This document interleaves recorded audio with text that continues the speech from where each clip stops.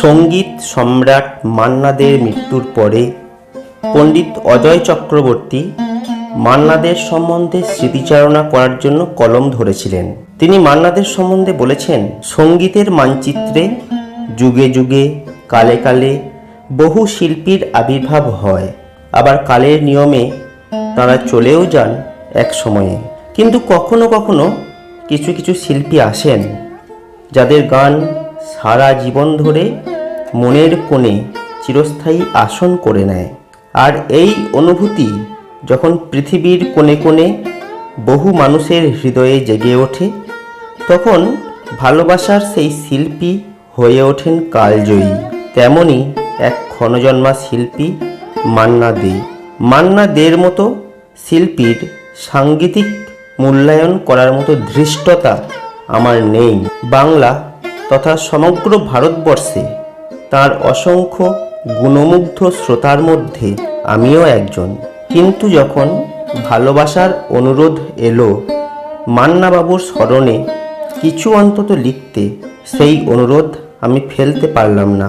বাংলাদেশ আমার পিতৃভূমি, সেই দেশের মানুষ আমার আত্মার পরিজন। তাদের অনুরোধ আমার কাছে আদেশ। সেই আদেশ শিরোধার্য করে কলম ধরছি হৃদয়ের শিল্পী মান্না দের প্রতি প্রণাম জানাতে। একটা সময় ছিল যখন বাংলার মানুষ অপেক্ষা করে থাকতেন দুর্গাপূজার গানের জন্য। এখনকার মতো হাজার হাজার শিল্পী আর গানের ভিড় তখন ছিল না। আমরা সবাই মুখিয়ে থাকতাম সেই শারদ অর্ঘ্য, বই আর গুটি কয়েক পুজোর রেকর্ডের জন্য। সত্যি বলতে রেকর্ড কিনে বাজাবার মতো সামর্থ্য আমাদের পরিবারে সেই সময় ছিল না। এটা 60-এর দশকের কথা। পাশের বাড়িতে একটা ফিয়েস্তা ছিল, আমরা সেই বাড়িতেই ভিড় করতাম পুজোর গান শোনার জন্য। রেকর্ডের গানের সঙ্গে আমার যোগাযোগ ওই পাশের বাড়ির ফিয়েস্তার মাধ্যমে।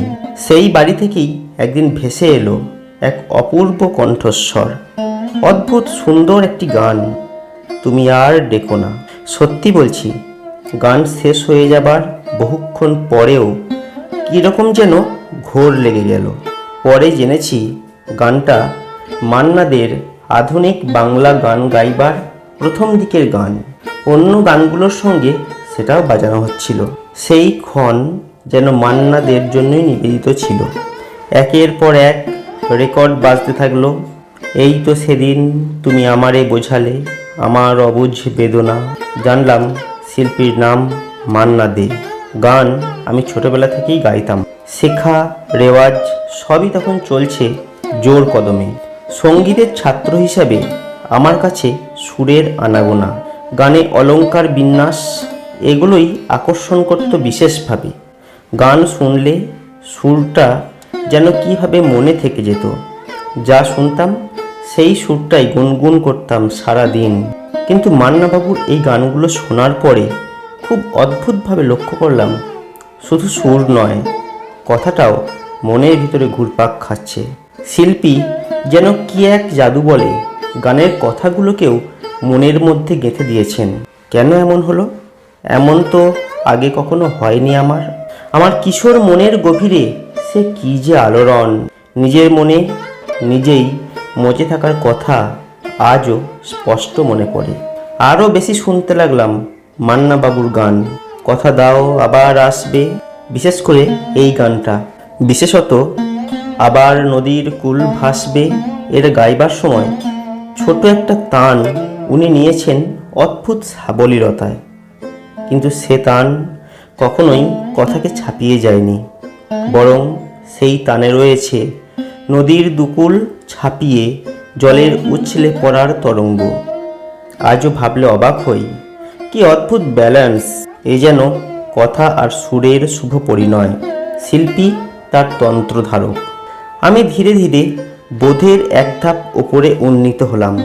বাংলা কাব্যগীতি মানে কি? গান কি শুধুই সুর, নাকি শুধুই কথা? কতটা সুর, কতটা কথা, নাকি অব্যক্ত কোনো কিছু? উত্তর খুঁজতে লাগলাম মনে মনে, আর শুনতে থাকলাম আরও আরও গান। পারো যদি ফিরে এসো, বড় একা লাগে এই আঁধারে, সেই তো আবার কাছে এলে, ততদিনে জানতে পেরেছি মান্না দের বহু বহু জনপ্রিয় গানের সুরকার তিনি নিজেই। সেই তো আবার কাছে এলে, এই কথাটি আমি বহুবার সুর ছাড়াই বলে দেখেছি। এই গানের মধ্যে কথার নিজস্ব সুর এই গানের সুর হয়ে উঠেছে, আলাদা করে সুর আরোপ করার প্রয়োজন হয়নি। আর মান্না দে এখানেই তার নিজস্বতায় স্বতন্ত্র। এই ছিল মান্না দে সম্পর্কে অজয় চক্রবর্তী, পণ্ডিত অজয় চক্রবর্তীর স্মৃতিচারণা। বন্ধুরা, কেমন লাগলো আজকের এই ভিডিও কমেন্ট করে জানিও। যদি ভালো লাগে লাইক করবে, শেয়ার করবে আর অবশ্যই চ্যানেলটিকে সাবস্ক্রাইব করবে।